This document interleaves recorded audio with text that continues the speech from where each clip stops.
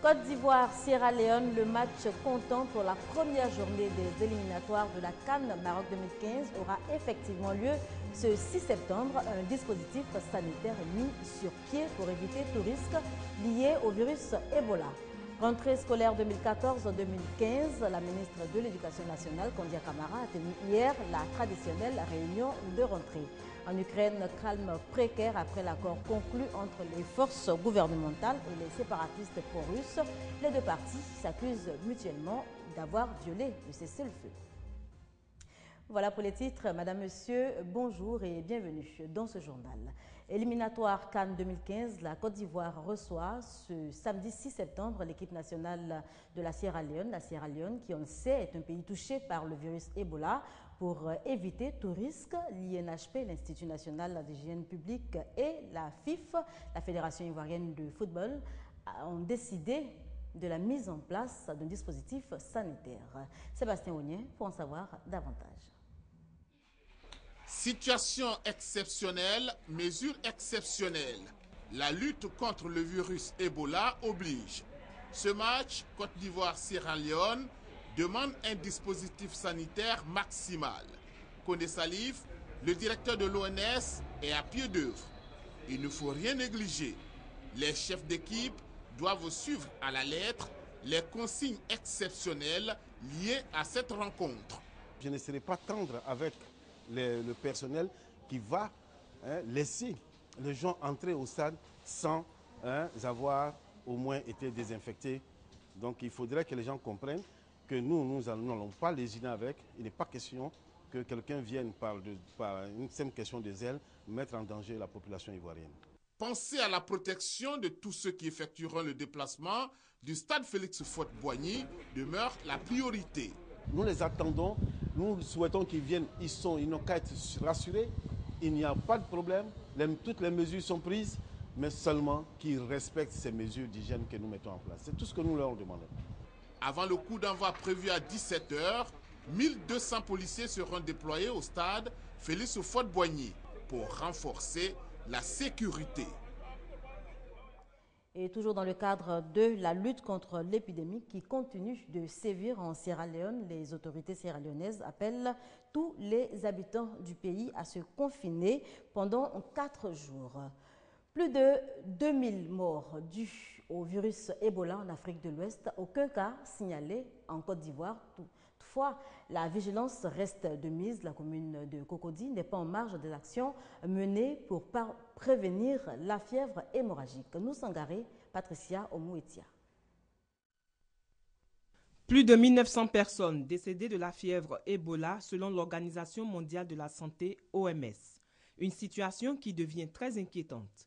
Pour éviter donc l'entrée du virus en Côte d'Ivoire, à l'instar des autorités gouvernementales, le premier magistrat de la commune de Cocody, Ngouan Aka Mathias, entame une campagne de sensibilisation auprès des populations de sa commune. Nous voulons prendre le devant, sensibiliser la population pour ne pas que la population ait peur et que puisse respecter toutes les consignes qui viennent du ministère de la Santé pour qu'on puisse se sortir de cette catastrophe qui se pointe à l'horizon, mais de façon positive, que le virus n'arrive pas ici. Pour réussir cette campagne de proximité, le maire a offert un important lot de matériel sanitaire aux agents de santé communautaires, ainsi que des gels hydroalcooliques au personnel municipal. Ces agents sillonneront les quartiers de Cocody dans les prochains jours pour expliquer les modes de transmission de cette pandémie. Un grand merci à monsieur le maire de la commune de Cocody qui pense à sa population. Non seulement il a convoqué la population pour porter la bonne nouvelle, mais en plus de ça, il a fait un don qui est à saluer. Et ce don-là, nous le rassurons, sera utilisé à bon escient. Et donc, disons que Cocody dit non au virus Ebola. La maladie a été découverte en 1976 près du fleuve Ebola en République démocratique du Congo. L'on note à ce jour plus de 5000 cas de personnes infectées. Jusque-là, aucun cas d'Ebola n'a été déclaré en Côte d'Ivoire. Et la menace est réelle. Tout autre chose à présent, moins de 10 jours pour la reprise des classes. La rentrée scolaire 2014-2015 est prévue pour le 15 septembre prochain. La traditionnelle réunion solennelle a eu lieu hier au lycée Sainte-Marie de Cocody.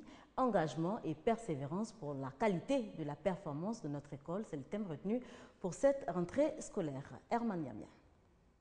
Pour cette réunion de rentrée solennelle 2014-2015, tous les acteurs du système éducatif ivoirien ont effectué le déplacement du lycée Sainte-Marie de Cocody.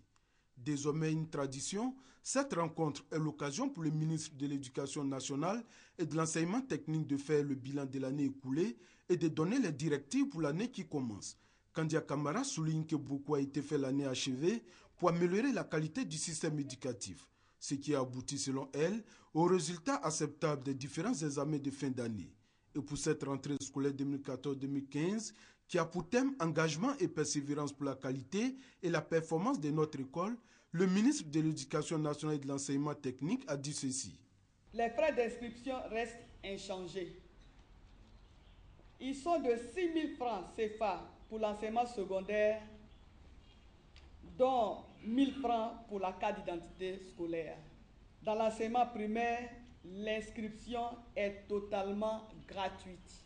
Les frais d'examen sont de 500 francs CFA pour le CEP et l'entrée en 6e, 2 000 francs CFA pour le BEPC et 5 000 francs pour le baccalauréat. Les inscriptions parallèles sont formellement interdites. La vente des fascicules est soumise à un agrément de la commission installée à cet effet à la direction de la pédagogie et de la formation continue. Kandia Kamara invite les directeurs régionaux et leurs collaborateurs à veiller au respect scrupuleux des consignes officielles. Actualité oblige, le ministre de la Santé et de la lutte contre le sida aux côtés du ministre de l'Éducation nationale et de l'enseignement technique est venu sensibiliser les différents responsables d'établissements scolaires sur la fièvre hémorragique à virus Ebola. Cette maladie à virus Ebola est devenue, comme l'a annoncé l'OMS, une préoccupation mondiale, internationale. Et nous devons, nous, en Côte d'Ivoire, être extrêmement vigilants. Vigilants, responsables. L'assistance a également bénéficié d'une présentation de la maladie et d'une démonstration du lavage des mains. L'année scolaire 2013-2014 aura été en tout cas une année bien réussie pour ces jeunes filles. Leur moyenne varie entre 14 et 19 sur 20 et elles ont été primées à juste titre. Laetitia Manglé. 150 élèves filles admises au CPE dont la moyenne est comprise entre 18,38 et 19,45. 100 autres admises au BEPC dont les moyennes varient entre 15,02 et 17,46 et 50 bachelières qui ont obtenu entre 14,85 et 17,15 de moyenne ont été distinguées ce 4 septembre au lycée Sainte-Marie de Cocody. Cette distinction, initiée par le ministère de l'Éducation nationale et de l'enseignement technique, s'inscrit dans la dynamique de promotion de l'excellence du chef de l'État, Alassane Ouattara. Pour Kandia Kamara, ministre de l'Éducation nationale, cette cérémonie répond également à un souci de promotion de la scolarisation de la jeune fille. 10 points d'avance pour les garçons au primaire en matière de scolarisation et 13,5 points d'avance toujours pour les garçons au secondaire. Le combat pour la scolarisation de la jeune fille en Côte d'Ivoire a encore du chemin à parcourir. Du mouvement à la mairie de Cocody, il y a de cela 2 jours, des mouvements de déflatés mécontents. On en sait davantage avec Isiaka Akone et Victorine Yao Yobwe. Les services de la mairie de Cocody ont connu des perturbations ce jeudi matin. Licenciés en juillet dernier pour motif d'effectifs pléthoriques, des ex-agents revendiquent le paiement intégral de leurs droits. Au nombre de 283, ces agents licenciés ont empêché l'accès des locaux au personnel. Leur objectif, se faire entendre de leurs ex-patrons et autorités ivoiriennes. Nous sommes allés à la mairie réclamer nos droits dans la discipline. Rien n'a été cassé, ce sont les consignes que j'ai données. Ne répondent à aucune provocation. Nous voulons notre argent parce que nous avons droit à la vie. En l'absence du maire Mathias Ngouaka, les négociations se sont déroulées avec le 3e adjoint au maire, mais pas d'accord trouvé pour le moment. Le service a néanmoins repris, y compris le déroulement des mariages. En attendant le retour du maire, une conférence de presse a permis à son adjoint de mieux situer l'opinion publique sur la question. Donc, pour dire que ça traîne, ce sont des histoires, rien ne traîne du tout. L'inspection du travail a mis 1 mois pour faire ces calculs et nous a remis ces documents hier.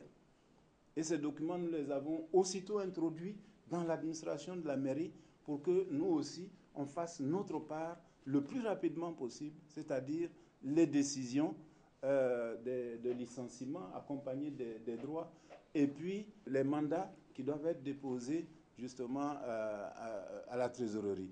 Des rencontres sont prévues pour une solution définitive à la situation des déflatés de la mairie de Cocody.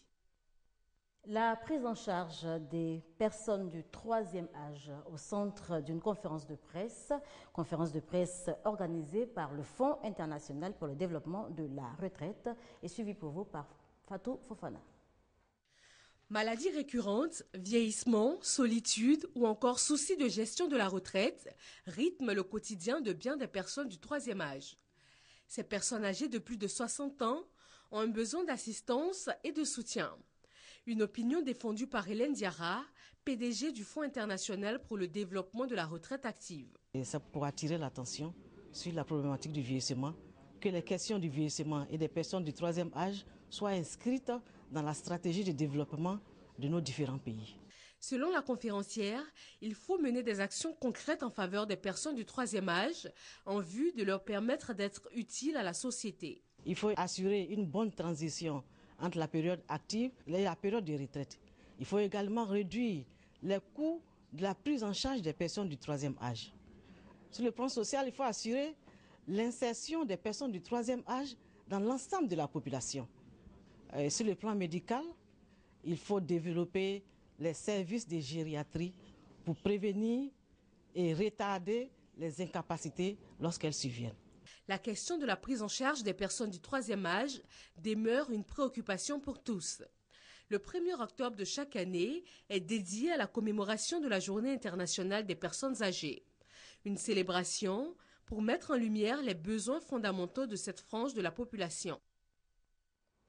Children of Africa, Save the Children ou encore ONG Remar, ces ONG qui œuvrent pour le mieux-être des plus démunis étaient à l'honneur hier 5 septembre à l'occasion donc de la Journée internationale de la charité, une journée instituée par l'Assemblée générale des Nations unies en 2012 pour donc encourager les œuvres caritatives. Nos reporters ont rencontré pour vous à l'occasion donc de cette journée quelques-unes de ces organisations non gouvernementales qui font de la pratique de la charité un sacerdoce. Chaque jour, dans le monde entier, des hommes et des femmes réunis au sein des organisations non gouvernementales assistent leurs semblables. Soigner les malades, nourrir les affamés, secourir les mourants et protéger les vulnérables est le quotidien de ces structures bénévoles. Entre autres, la Croix-Rouge, Caritas, Children of Africa, Save the Children et bien d'autres. Ces actions illustrent celles de Mère Teresa qui a sillonné le monde entier pour soulager les personnes défavorisées. Ce comportement de bonté a inspiré plus d'un. C'est le cas de Dame Afro Aya Viviane, présidente de l'ONG La Compassion du Christ, qui vient en aide aux personnes en détresse. Ce qui m'a marqué, c'est la maman qui a été opérée, qui souffrait de fibrome pendant 7 ans, qui pensait que pour elle était fini. Cette maman venait à l'âme en pleurant, elle est venue se jeter à mes pieds. Et par la grâce de Dieu, parce que la même fibrome, par manque de moyens, a tué presque tous ses soeurs. Des bénéficiaires de la générosité de Dame Afro témoignent. Bon, j'ai reçu des vêtements, des serviettes, un séchoir. Mais j'ai ma soeur qui a été une bénéficiaire de l'ONG Compassion. Vraiment, on était dans la joie, c'était vraiment, cette femme est de bon cœur. C'est une femme de cœur. Bon, elle aide les veuves, les orphelins, n'importe qui. C'est pour magnifier ce genre d'action que la communauté internationale a institué la journée de la charité chaque 5 septembre, date anniversaire du décès de Mère Teresa. Voilà un reportage signé Éric Goré et Serge Gongomé. Calme précaire ce samedi en Ukraine après une nuit relativement calme. Le cessez-le-feu conclu hier entre les forces gouvernementales et les séparatistes pro-russes semble respecté mais bien fragile. Les deux parties belligérantes s'accusent déjà mutuellement de violer l'accord. Voilà, c'est ici qu'on s'arrête pour cette édition. Merci de nous avoir suivis.